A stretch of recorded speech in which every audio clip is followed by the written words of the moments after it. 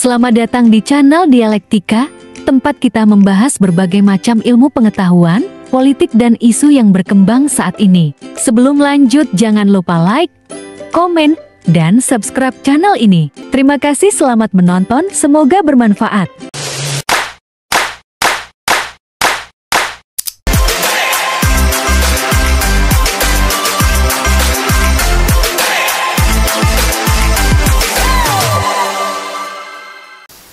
Assalamualaikum warahmatullahi wabarakatuh. Saya senang malam ini kita bertemu kembali dalam podcast, dan malam ini kita membicarakan secara khusus sebenarnya satu kegembiraan dari masyarakat Palestina, anak-anak Palestina, karena mereka lepas dari kejahatan perang dan kejahatan kemanusiaan Israel karena adanya gencatan senjata yang baru berlaku memang hari ini, tanggal 19 Januari 2025. Teman-teman sekalian, jadi ada baiknya kita coba ikuti sebentar tentang video yang menjelaskan tentang kegembiraan anak-anak Palestina dan masyarakat Palestina dengan adanya gencatan senjata itu. Senyum masyarakat Palestina terpancar terang setelah Hamas dan Israel menyepakati gencatan senjata. Seluruh rakyat yang tersebar di penjuru negeri nggak sungkan-sungkan mengucapkan rasa syukur. Terutama ke masyarakat Indonesia yang telah banyak membantu untuk kepentingan Palestina. Indonesia telah berhasil mengembalikan senyum anak-anak Palestina yang sempat renggut. Kini, masyarakat Palestina menantikan uluran tangan dan kebaikan dari Indonesia. Penasaran kisahnya seperti apa? Dengerin ceritaku sampai selesai ya. Riuh warga merayakan keberhasilan. Kabar soal gencatan senjata oleh Hamas dan Israel disambut sukacita oleh warga Palestina. Dengan raut wajah penuh kebanggaan, mereka turun ke jalan Deir al-Balah di Gaza. Para rakyat Palestina, khususnya Gaza, nggak henti-hentinya mengucapkan rasa syukur. Pasalnya, mereka kini bisa hidup tenang dengan hilangnya suara-suara senjata yang bisa buat trauma. Kami kehilangan begitu banyak. Ini seperti mimpi buruk yang akan segera berakhir, ungkap salah seorang pengungsi Gaza. Kebahagiaan ini nggak lepas dari bantuan Indonesia. Pasalnya, pemerintah telah mengirimkan bantuan berupa bahan makanan, tenaga medis. Bahkan Indonesia bersama masyarakat gotong royong menyumbangkan dana hingga 31 miliar rupiah. Prabowo menegaskan komitmennya untuk memberikan bantuan kepada Palestina. Kita terus kerahkan apa yang bisa kita buat untuk mendukung perjuangan rakyat Palestina, tegas Pak Prabowo. Di tengah perayaan sukacita, Israel lagi-lagi membuat warga Palestina merasa was-was. Pasalnya, Israel melarang Palestina merayakan gencatan senjata secara berlebihan. Terlebih lagi, otoritas Israel memiliki syarat khusus untuk gencatan senjata. Pasalnya, pembebasan sandera dari Palestina akan dilakukan secara internal tanpa melibatkan lembaga internasional. Israel mengklaim mereka nggak mau warga Palestina merayakan pembebasan sandera. Padahal Israel menggandeng Kementerian Kesehatan dan Militer untuk pembebasan sandera mereka. Menurut laporan, lebih dari 1.000 sandera Palestina akan ditukar dengan 33 sandera Israel selama tahap pertama. Namun sampai kini belum jelas berapa jumlah sandera Palestina yang akan dibebaskan. Pejabat Hamas berterima kasih ke Indonesia. Di tengah serangan kejam Israel, milisi Hamas terus melakukan perlawanan. Kelompok pejuang Palestina ini siap mati syahid untuk membebaskan bumi Gaza dari penjajahan tentara Israel. Hamas bakal terus berjuang sampai Palestina bisa meraih kemenangan besar-besaran. Adapun gencatan senjata ini dinilai sebagai salah satu kemenangan kecil saja. Pasalnya perjanjian damai ini hanya berlangsung selama 6 pekan. Kesepakatan ini pun terhitung dan baru mulai berlaku di tanggal 19 Januari ini. Namun Khalil Al-Hayya selaku pemimpin Hamas di jalur Gaza sudah sangat bersyukur. Pasalnya gencatan senjata ini bisa memulihkan kembali energi perjuangan rakyat Palestina. Kita sekarang menghadapi fase baru di Gaza yang tangguh, fase pembangunan. Pelipur lara menghilangkan dampak agresi dan rekonstruksi, ucap Khalil dengan perasaan campur aduk. Tekad bebas dari cengkeraman Zionis Israel ini pun gak lepas dari dukungan banyak pihak. Khalil pun merasa bersyukur karena masih banyak yang mau ikut serta melawan penjajahan. Pendekar senior Hamas ini pun gak lupa untuk berterima kasih kepada Indonesia. Pasalnya sejumlah bangsa Nusantara termasuk Malaysia selalu konsisten mendukung Palestina.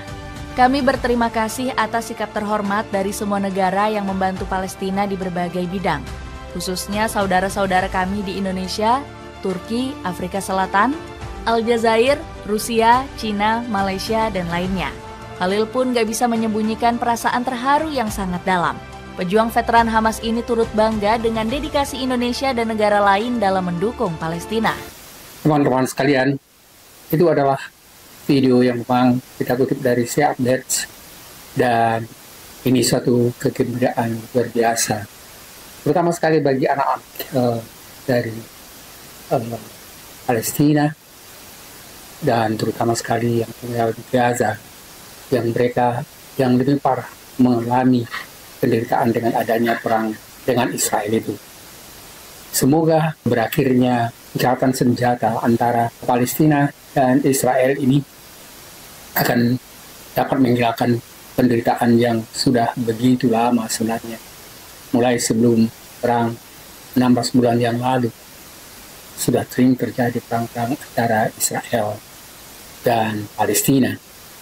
Jadi kita bisa melihat, ya misalnya selama 16 bulan telah terjadi berbagai bentuk kehancuran Gaza akibat serangan Israel. Perang ini mencerminkan konflik paling berkepanjangan dan kompleks di dunia. Dan perang ini melibatkan isu politik, isu agama, dan hak asasi manusia. Teman-teman sekalian, jadi permasalahan-permasalahan antara politik, agama, dan hak asasi manusia itu adalah sesuatu yang memang tidak mudah untuk diselesaikan. Serangan Israel terhadap Gaza sering sekali dilakukan dengan alasan yang dibuat-buat, misalnya dengan menyatakan bahwa mereka membalas serangan roket dari kelompok bersenjata Palestina, seperti dari Hamas. Berikut adalah dampak dari serangan-serangan tersebut yang tadi kita katakan adalah serangan-serangan terhadap Gaza yang menghancurkan berbagai macam hal, terutama sekali misalnya penderitaan bagi anak-anak dan ibu-ibu. Jadi berikut ini kita jelaskan secara ringkas tentang dampak utama dari serangan tersebut. Yang pertama adalah terjadinya kehancuran infrastruktur. Di sini pada bagian pertama ini menjelaskan sebenarnya bagaimana bangunan publik dan hunian, serangan udara dan artileri Israel sering sekali menghancurkan bangunan-bangunan termasuk rumah, sekolah, rumah sakit, masjid, dan gedung-gedung pemerintahan. Dan ini sebenarnya menyebabkan banyaknya keluarga kehilangan tempat tinggal. Dan yang kedua adalah terjadinya misalnya kerusakan pada fasilitas dasar.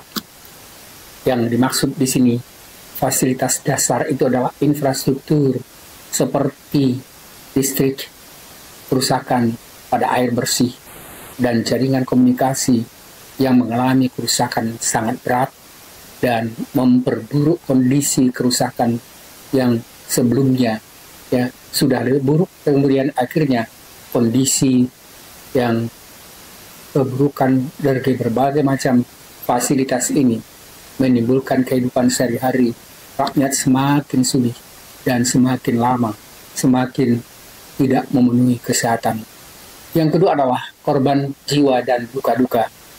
Jadi ada 40.000 warga sipil yang termasuk wanita, terutama sekali anak-anak sebenarnya, menjadi korban tewas atau luka. Serangan-serangan sering juga menimbulkan trauma fisik dan psikologis yang sangat mendalam, dan kemudian ini menimbulkan masalah yang sebenarnya tidak bisa hilang dan dirasakan terus-menerus selama perang yang terjadi. Yang berikutnya misalnya menimbulkan krisis kemanusiaan yang sangat berat yang diperparah oleh kurangnya akses ke layanan kesehatan akibat dari blokade dan rusaknya fasilitas medis. Yang ketiga, perang itu menimbulkan krisis kemanusiaan. Pada bagian krisis kemanusiaan itu, pengungsian massal terjadi Kemudian banyak sekali penduduk Gaza terpaksa mengungsi ke tempat-tempat yang lebih aman, meskipun Gaza adalah wilayah kecil dengan sedikit pilihan perlindungan memaksa mereka untuk keluar dari kotanya atau dari Gaza. Teman-teman, selanjutnya juga misalnya ya, krisis kemanusiaan itu menimbulkan atau ditimbulkan oleh blokade. Blokade Israel memperlakukan blokade ke Gaza dengan ketat, kemudian membatasi akses terhadap makanan, obat-obatan, bahan bakar, dan bantuan kemanusiaan lainnya. Semua yang dilakukan ini memperburuk krisis kemanusiaan dan menimbulkan kelaparan, krisis air bersih, dan berbagai macam penyakit. Yang keempat, ya, munculnya dampak ekonomi yang sangat berat, dan kehancuran fasilitas bisnis dan pasar menyebabkan tingginya angka pengangguran dan kemiskinan yang semakin lama semakin melebar. Gaza menghadapi stagnasi ekonomi akibat blokade dan serangan yang menghancurkan sektor produksi dan pertanian yang menyebabkan ya, pangan dan kemudian juga perdagangan semakin sulit. Yang kelima, munculnya trauma psikologis dan sosial. Teman-teman sekalian, trauma psikologis dan sosial ini sebenarnya lebih banyak sekali dialami pada kelompok-kelompok tertentu, terutama sekali anak-anak. Dan mereka adalah kelompok yang paling rentan dengan banyaknya mengalami trauma yang jangka panjang akibat dari berbagai bentuk kekerasan dan kehancuran. Teman-teman sekalian, konflik berkepanjangan itu memperburuk ketegangan sosial dan menghambat stabilitas komunitas. Yang keenam adalah rusaknya lingkungan. Serangan bom dan penghancuran infrastruktur mencemari tanah dan air, sehingga memperburuk masalah kesehatan dan kelangsungan hidup penduduk. Yang berikutnya sebenarnya, setelah 16 bulan terjadi perang, mulai dari kedua pihak, terutama sekali juga dari Israel, banyak sekali terjadi di masyarakatnya. Rakyat Israel itu melakukan ya demonstrasi yang menyalahkan pemerintah, terutama sekali ya Perdana Menteri Netanyahu. Akhir-akhir ini Israel misalnya mulai kewalahan menghadapi serangan dari pendukungnya. Kemudian ya, Israel mengalami korban militer yang cukup besar, kehancuran ekonomi, dan kemungkinan besar juga akan mengalami melemahkan dukungan ekonomi dan persenjataan dari Amerika dan beberapa negara tergabung di NATO. Ada hal yang sebenarnya juga yang sangat menarik.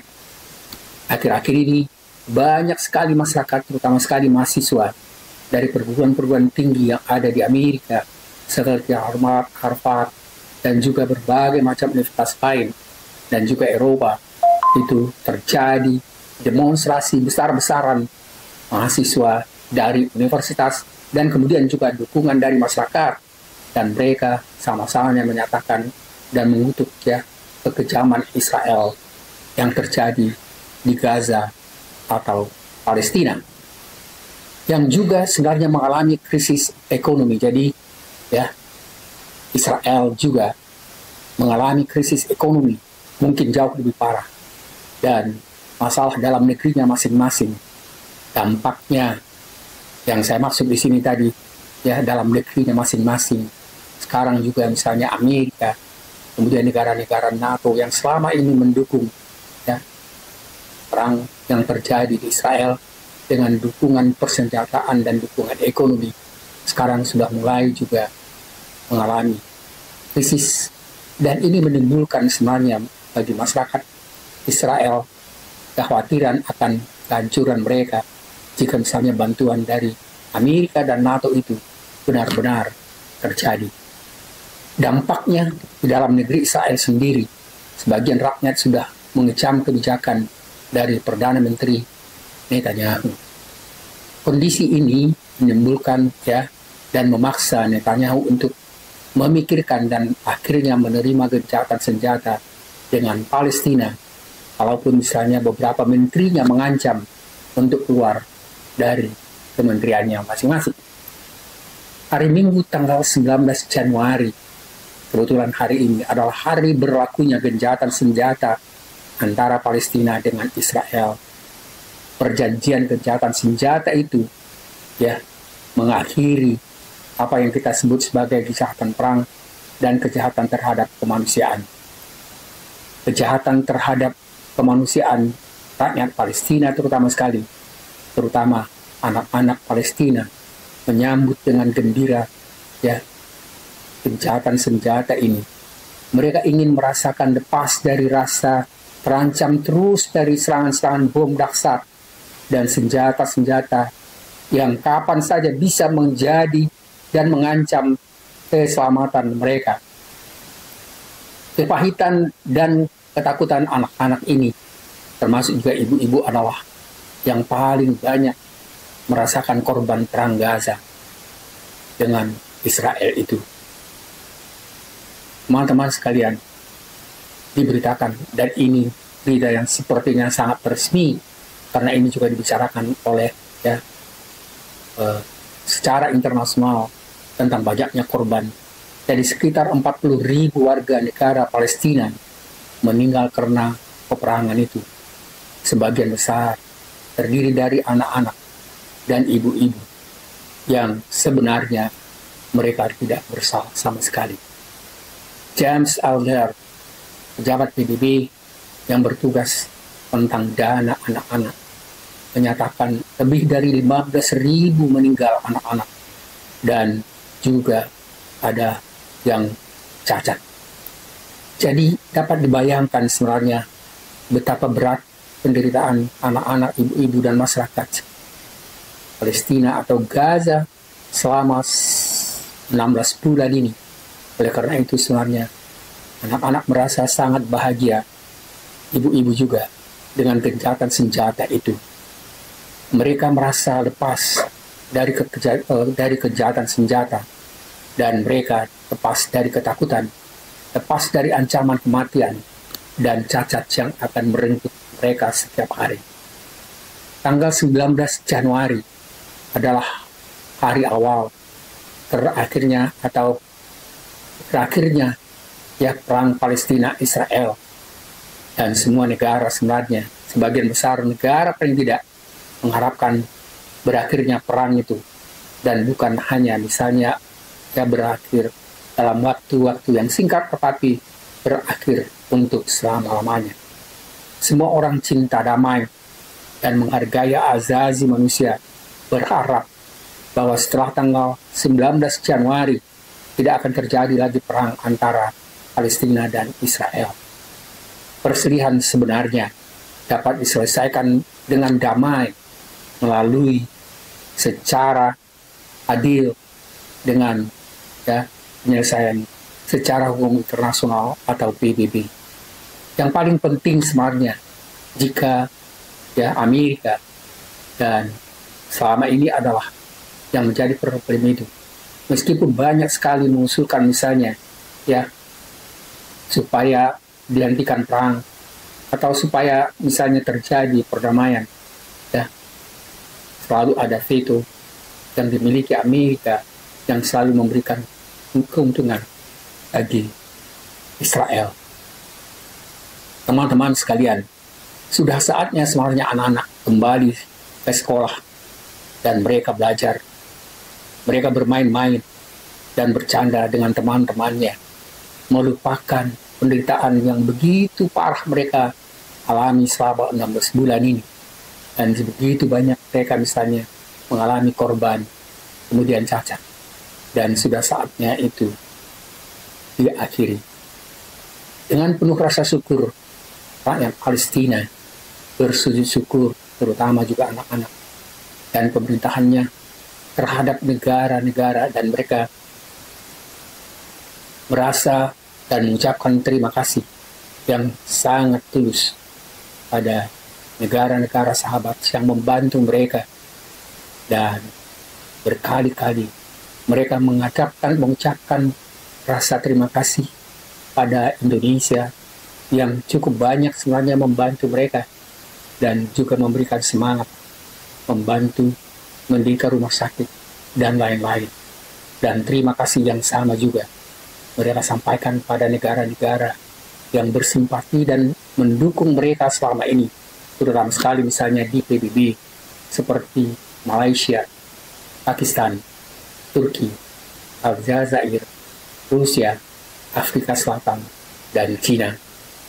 Negara-negara ini adalah negara-negara yang sangat secara moral membantu membantu Palestina atau Gaza dalam perjuangan mereka, dan itu selama ini dirasakan oleh mereka sebagai suatu dukungan yang sangat luar biasa.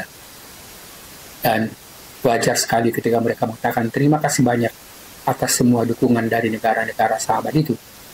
Yang menarik sekali, akhir-akhir ini sebagian besar sebenarnya anggota PBB, dan seperti juga saya katakan tadi, mahasiswa, masyarakat di negara-negara Eropa dan Amerika mulai melakukan demonstrasi besar-besaran mendukung Palestina, mendukung Gaza. Tentu saja masyarakat Indonesia pasti ikut merasakan bersama kegembiraan anak-anak dan ibu-ibu serta masyarakat Palestina itu. Semoga untuk selanjutnya Palestina berhasil membangun masa depan mereka, masa depan negara mereka yang kuat, aman, makmur, dan diridhoi Allah Subhanahu wa Ta'ala. Amin ya Rabbil Alamin. Mudah-mudahan apa yang kita doakan ini benar-benar menjadi kenyataan. Assalamualaikum warahmatullahi wabarakatuh.